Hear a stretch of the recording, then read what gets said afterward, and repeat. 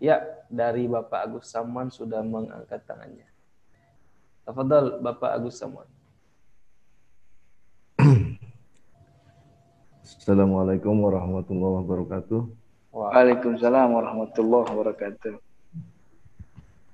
Ada tiga sih pertanyaan Ustaz. Cuma tadi ada satu lagi kan Ustaz bilang bahwa kita makmum itu boleh baca Fatihah bersama dengan imam baca Fatihah juga ya Ustaz ya berarti ya. Ya.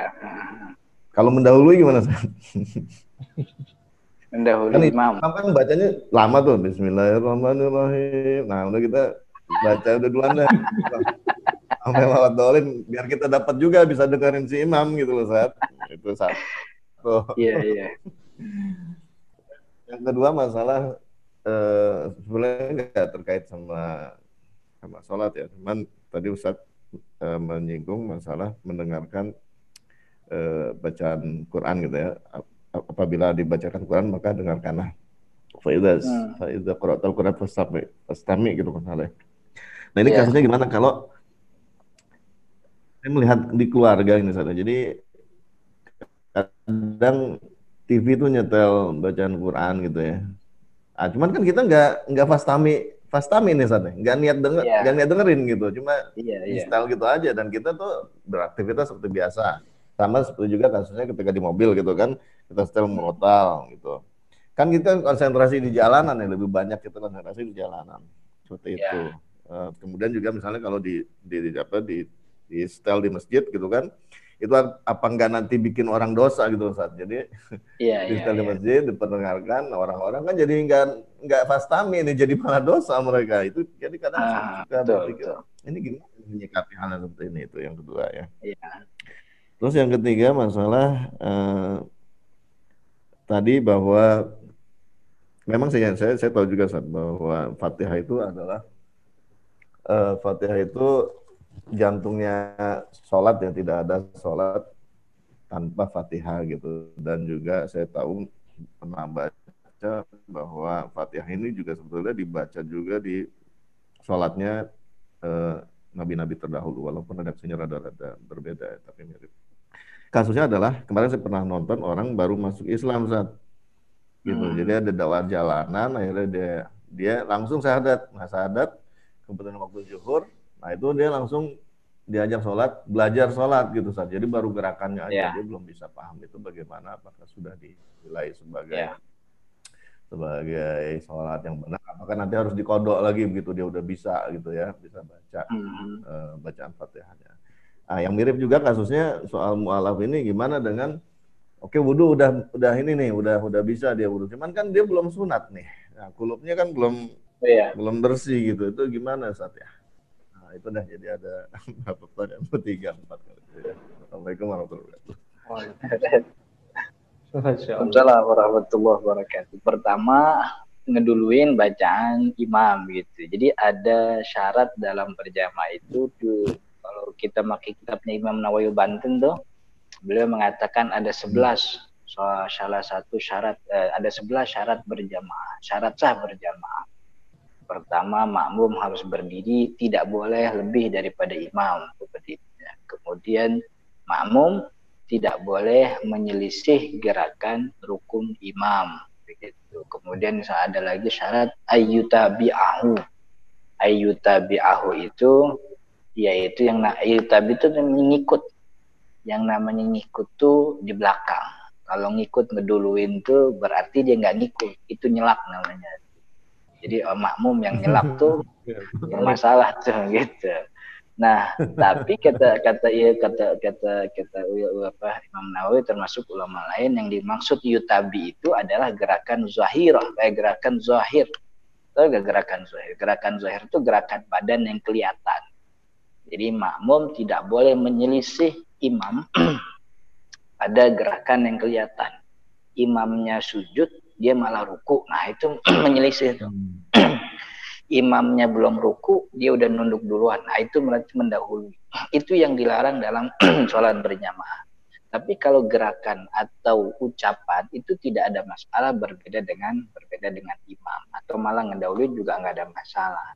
Ya cuman itu tadi ya, dalam beberapa kondisi kalau emang nggak dibutuhin ngedahuluin imam, ya jangan ngedahuluin. Kalau kayak bacaan Al-Fatihah. Dan itu bukan cuma sholat, artinya itu nggak ada masalah ya, maksudnya nggak ada masalah karena itu bukan gerakan yang nyata, bukan gerakan badan, itu gerakan bacaan. Karena gerakan bacaan itu mungkin bukan cuma Al-Fatihah, kita sering kok ngedahuluin imam pas tahiyat kan gitu. Ya kan, kita tahiyat udah beres, imam belum gitu. Akhirnya kita bengong nungguin imam kapan salamnya, lama banget kan gitu. Akhirnya bukannya doa, dia malah gerutu. Jadi kalau bacaan itu boleh, nggak ada masalah. Cuman ada akhirnya beberapa hal yang kelewat kan. Tadi tuh dia jadi nggak dengerin. Padahal dia punya kondisi, punya waktu yang dia bisa dengerin, itu dia dapat pahala. Jadi intinya kalau soal bacaan, soal gerakan hati begitu ya, soal yang nggak nyata, nggak terlihat, bukan gerakan badan, makmum boleh menyelisih, mendahului gitu. Kan makmum juga boleh niatnya beda sama imam, nggak ada masalah. Artinya imam niatnya fardu, makmum niatnya sunnah kan juga nggak ada masalah. Jadi kalau itu sifatnya bacaan, bukan gerakan badan, lebih gerakan rukun, bukan gerakan rukun, itu dibolehkan gitu ya. Nah, kemudian yang kedua soal apa tadi yang kedua tuh? Faiza qara'atal Quran fasta'iz billah. Bukan itu. Fastami gitu loh. Apabila dibacakan dengarkan. Nah, ini kasusnya style murotal segala macam itu. Iya, padahal sebelum itu ada lagi bukan pertanyaan. Udah itu satu. Wudu ya? Itu. Wudu itu yang ketiga. Yang ketiga. Oh, nanyanya banyak kan sih. Satu yang keempat. Jadi kalau iya memang ada, kita ini diajarkan oleh syariat untuk mengamalkan keseimbangan dalam beragama. Seimbang itu maksudnya satu sisi kita menjalankan syariat, di sisi lain juga kita tidak boleh membuat orang terganggu dengan penunaian syariat kita. Contoh yang sederhana kan gini, syariat ini mewajibkan kita menghormati tamu, dan dalam bentuk penghormatannya kita diberikan aturan bahwa kita diminta untuk menghormati tamu, menjamunya, dan boleh menginap di rumah kita selama 3 malam gitu ya. Kita jamu tuh tamu. Tapi juga kan ada aturan, kita nggak boleh ngerepotin orang. Ya jangan mentang-mentang tuan rumah emang harus hormatin tamu, jadi tamu sembarangan aja kan gitu. Akhirnya dia makan seenaknya kan gitu, nyari duit kagak, bantuin kagak, ngurangin iya kan gitu. Nah itu kan juga nggak diminta sama syariat begitu. Betul, memang tuan rumah harus menghormatin, tapi tamu juga kudu tahu diri dong gitu. Kalau udah wayaknya emang udah pergi ya pergi, tuan rumah udah ada di sini ya pergi kan gitu. Termasuk juga dalam syariat berhubungan dengan suami ya istri kan gitu. Syariat sih bilang perempuan yang nolak ngajak suaminya ke kasurnya nanti akan dilaknat. Kita jangan mentang-mentang bini dilaknat kita belaga sok-sok ini kan gitu kan nggak benar juga gitu. Jadi ada mesti timbul kesadaran dari kita semua dalam menunaikan pensyariat ini. Ya betul sih, kita emang udah bagus nih dengerin Al-Quran, murotal nih bagus kan gitu. Ya siapa yang bilang nggak bagus sih? Cuman kalau didengerinnya di pasar, orang kan di pasar lagi becek-becekan, ada yang transaksi kan gitu. Masa iya dia kudu diem dengerin dulu, belum lagi ntar ada sujud tilawah, apa dia mau sujud tuh dibecekan gitu kan. Ya, jadi harus tahu tempat dan kondisi kan gitu. Saya ingat dulu ada siapa tuh ya, ada ulama Azhar tuh, tokoh guru di Azhar, syekh di Azhar lagi ngajar. Pas lagi ngajar ternyata ada murid yang cabut bulu ketek. Saya lupa tuh kondisinya ya gitu. Bukan gitu ya ceritanya apa gitu. Jadi dia sedang mengerjakan sesuatu yang memang dianjurkan oleh Nabi Muhammad. Terus ditegur tuh sama gurunya gitu. Ente lagi belajar, dengerin nih aneh lagi ngajar. Terus kata muridnya, loh ini kan sunnah Nabi gitu katanya. Terus kata gurunya balikin, nyabut bulu ketiak juga sunnah Nabi. Apa ente mau cabut bulu ketek depan kelas kan gitu. Jadi jangan sampai penunaian kita terhadap syariat itu membuat justru menambah masalah baru kan gitu. Nah yang terjadi sekarang itu ya beberapa masalah tuh yang saya lihat kan begitu ya. Ada beberapa orang yang betul niatnya baik, dia pengen menunaikan syariat kan gitu. Tapi justru malah kebablasan gitu ya. Ditanggapi oleh orang yang juga nggak ngerti kan gitu. Dia tanggapi oleh orang yang nggak ngerti, akhirnya dibilang wah Islam agama apaan tuh kayak gitu kan gitu. Akhirnya jadi masalah lagi. Jadi memang harus punya kesadaran. Jadi dulu bukan dulu sih, beberapa waktu lalu waktu ikut rapat di musola ada kebijakan baca murotal Al-Quran sepanjang malam Ramadan. Kemudian tuh ditegur oleh beberapa tokoh kita, jangan, kalau emang mau baca Al-Quran ya minimal maksimal setengah jam habis taraweh lah begitu. Habis itu udah, kalau mau baca sendiri di musola, nggak usah pakai speaker. Karena kalau kita baca Al-Quran, orang di rumah kan udah pada mau istirahat kan ya. Udah ada yang pakai kolor doang kan gitu. Ada yang udah mau nyampur sama bininya, kalau di musola masih ada murotal kan bagaimana, kan rasanya gak enak gitu. Nah, itu. Jangan. Iya, perlu kesadaran. Kita juga sama nih, kita mau bertamu kepada orang. Betul, emang tuan rumah harus hormatin tamu. Tapi jangan mentang-mentang harus hormatin, segala apa aja minta diturutin kan gitu. Itu kan juga nggak benar juga. Jadi ya itulah butuh kesadaran, dan juga memang butuh literasi yang lebih banyak ya, agar kita bisa melihat bagaimana Nabi Muhammad SAW juga mempraktikkan syariat. Jadi ada satu cerita nih, ini mudah-mudahan bisa diambil hikmahnya. Nabi Muhammad itu pernah iktikaf di Masjid Nabawi. Dulu Nabawi itu kan nggak gede-gede amat ya, kecil ya, udah gitu gelap, nggak ada lampunya. Lagi iktikaf di masjid, kemudian dia butuh kepada sesuatu, lalu dia panggil istrinya. Yang datang 2 orang tuh, istrinya tuh kalau nggak salah Zainab, sama satu lagi tuh, siapa tuh, istrinya 2 orang gitu, lupa saya. Kan istri Nabi itu kan rumahnya di pinggir masjid kan, itu kan kayak koridor gitu. Kalau kita sekarang ke Nabawi, itu yang di makam Nabi itu kamar Sayyidah Aisyah tuh yang paling pertama kan. Terus ke belakang tuh kamar-kamar istrinya Nabi gitu. Jadi pas dia Nabi Muhammad minggir ke masjid, ada 2 istrinya Nabi itu lagi lagi memenuhi apa yang dibutuhkan oleh Nabi. Berdua dia, artinya di masjid tuh cuman bertiga doang tuh Nabi Muhammad. Kemudian lagi bertiga begitu, ada sahabat Nabi 2 orang Ansor datang ke masjid. Mungkin niatnya mau ibadah ya, mungkin niatnya mau etikaf gitu. Cuman pas ngelihat Nabi bertiga sama perempuan gitu, dia sendiri Nabi Muhammad berdua, tuh orang-orang tuh 2 orang tuh tetap begitu. Dia mungkin risih kan gitu, mau masuk tiba-tiba ngelihat Nabi ada perempuan, dia pulang lagi di belakang. Ketika udah mau pergi dari masjid, dipanggil sama Nabi.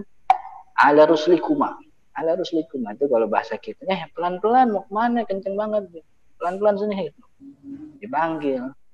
Nabi Muhammad bilang, hadza zaujatai, hatani zaujatai. Ini 2 orang ini istri saya gitu. Ini saya lupa tuh ya riwayatnya, istrinya 2 orang tuh siapa gitu. Ini 2 orang ini istri saya, kata Nabi Muhammad. Karena kan gelap, takutnya orang tuh jadi pikirannya bagaimana kan gitu. Nah, kata 2 sahabat Nabi ini, Masya Allah la nusi'u bika dhanna ya Rasulullah. Ya Rasul, nggak usah dijelasin, kita nggak bakal suuzon sama Nabi, kata sahabat itu gitu, 2 orang tuh, nggak usah dijelasin itu istri Nabi, kita nggak bakal suuzon sama Nabi gitu. Terus apa kata Nabi Muhammad, saya lupa teksnya, tapi kalau bahasa Indonesia gini, sekarang si ente nggak suuzon, ntar pas ente udah pergi dan otak ente nggak punya informasi yang lengkap, takutnya setan gitu, setan tuh jadi ngerasukin ente ngomong yang macam-macam di belakangannya gitu. Jadi iya sih nggak suuzon sekarang, soalnya udah kasih tahu. Tapi kalau langsung pergi, ente nggak punya informasi macam-macam atas apa yang ente lihat, ntar disore ditanyain sama temen ente, dari mana ente? Dari Masjid Nabawi. Iya. Ada siapa? Ada Nabi. Sama siapa? Tahu tuh Nabi sama bertigaan sama perempuan. Nah itu kan Itu kan munculnya hoax kan di situ tuh. Munculnya fitnah kan begitu. Jadi Nabi Muhammad nggak pengen mengerjakan sesuatu yang justru malah jadi fitnah gitu. Begitu juga kita nih, kalau emang sekiranya ngerjain apa-apa jadi omongan orang, nah mendingan jangan deh. Toh ini juga bukan kewajiban gitu. Ya di rumah aja lah ngerjainnya kan gitu. Kecuali emang ini sesuatu yang wajib dan kewajibannya tuh jamaah, ya emang harus dikasih tahu orang. Jadi itu maksudnya jangan sampai membuat orang menimbulkan apa istilahnya tuh sentimen terhadap apa yang kita kerjakan. Dia pengen sih dibilang perempuan baik, ya cuman masa perempuan baik tiap hari pulang jam 12 malam. Begitu yang nganter laki-laki beda-beda mulu tiap malam.